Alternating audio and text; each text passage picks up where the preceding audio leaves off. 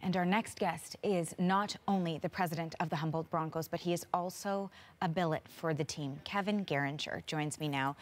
Kevin, thank you for spending some of your time with us here today. We know this is a very difficult time for you. How are you holding up? I'm fine. I'm fine. This is really about our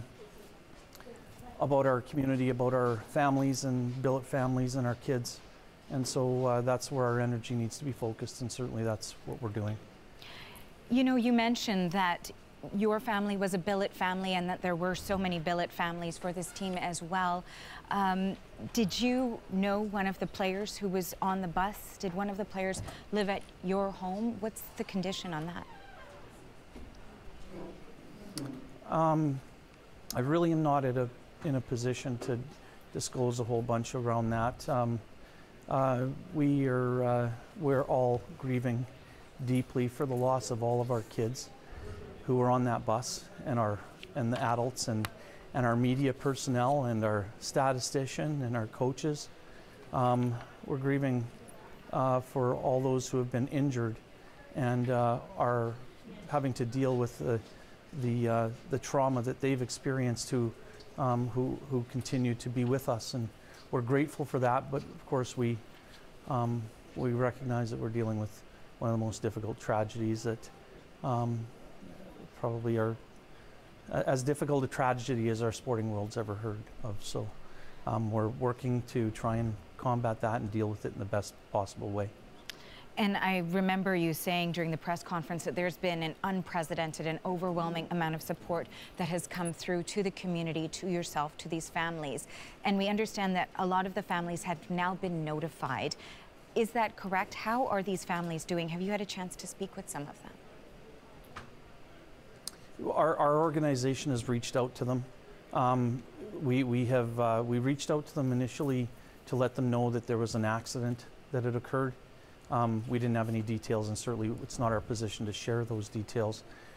But we also reached out to them after the fact and let them know that after everything had transpired, what can we do to help support them, to get them to our community, if they were living outside of our community, that sort of thing.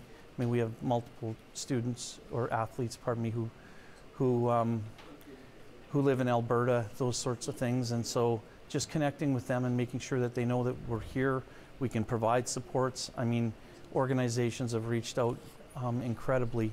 I don't even want to begin to name all of them because I'll miss 100 of them. So we're just so grateful for the outpouring of support that we've had as an organization that ultimately needs to be directed toward our families, our billet families, and our kids, and our staff and everyone who was on that bus and who is dealing with the aftermath of this horrific ordeal. And we've heard it from so many people who we've spoken to today in terms of how tight-knit these teams can be, and these communities as well. You know, a community of 6,000 people, certainly all of these teammates felt as though they were brothers. How are they doing, the ones who you have spoken with? At this point, we haven't talked to the athletes. They have been any of the athletes and those who have survived this ordeal are being dealt with by medical professionals and that sort of thing. We're dealing with their families in support of them, and we will have an opportunity when it works for us to be able to reach out to our athletes as well. But of course, parents need to be with their kids, and we need to be able to do everything we can to get them to their children and to their husbands and have been lost, and sons, and so and daughters have been injured, and those kinds of things. So that is our main focus, and we will.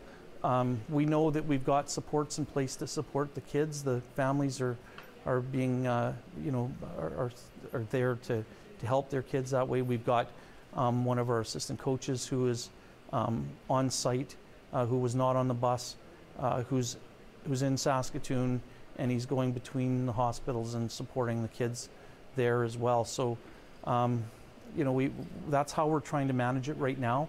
And then we're dealing with the other parts that relate directly with the families and getting them connected with their kids.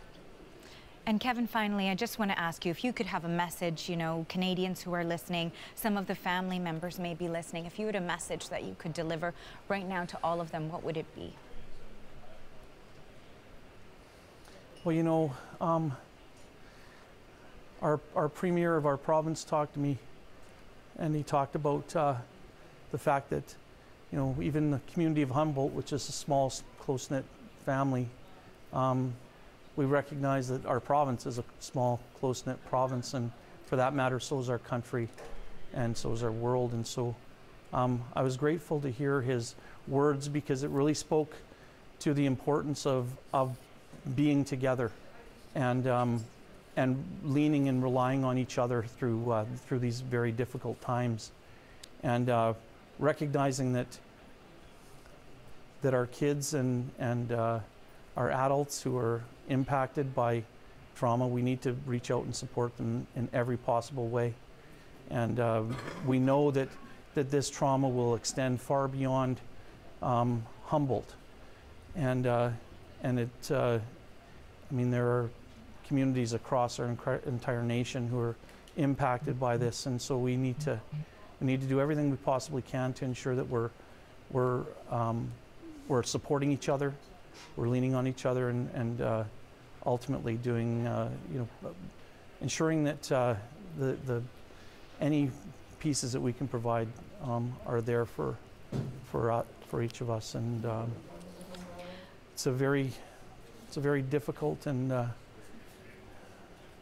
probably the worst day in many of our lives, and we need to go through our processes of grieving, and also, though, recognize that we need to support each other through that process. Kevin, we also offer our deepest sympathies, and thank you so much for the time that you've spent discussing this with us. Kevin Garinger is the president of the Humboldt Broncos. Thank you again so much for being with us today. Thank you very much.